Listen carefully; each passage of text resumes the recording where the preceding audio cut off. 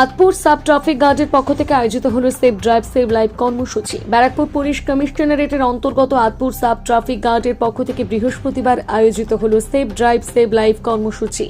এদিনের কর্মসূচিতে উপস্থিত ছিলেন আতপুর সাব ট্রাফিক গার্ডের আধিকারিক সুরেশ্বর মণ্ডল, ট্রাফিক গার্ডের অন্যান্য আধিকারিক সহ জগদ্দল থানার পুলিশ আধিকারিকেরা।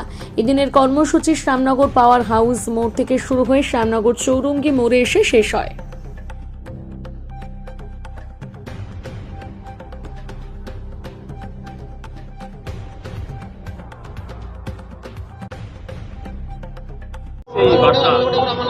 হ্যাঁ, আমাদের safe drive save life week চলছে। তার মধ্যে সাহেবের আদেশে আমাদের আতপুর ট্রাফিকের উদ্দেশ্যে এবং আমাদের সাথে আছে থানা, জগদ্দল থানাও আছে।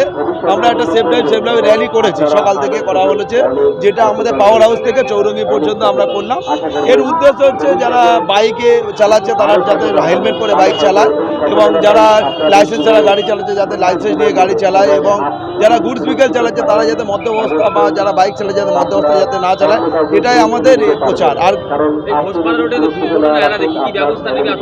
হ্যাঁ, ঘোষপাড়া রোডে আমরা তো কন্টিনিউ র্যালি করছি সেফ ড্রাইভ সেভ লাইফ, এবং আমাদের ডাইভারশনও চলছে বিভিন্ন জায়গা থেকে, এবং আমাদের ট্রাফিক ফোর্সও বাড়ানো হয়েছে, এবং এর পরবর্তীকালে আমরা বিভিন্ন সাইনেজও লাগিয়েছি সাহেবের আদেশে।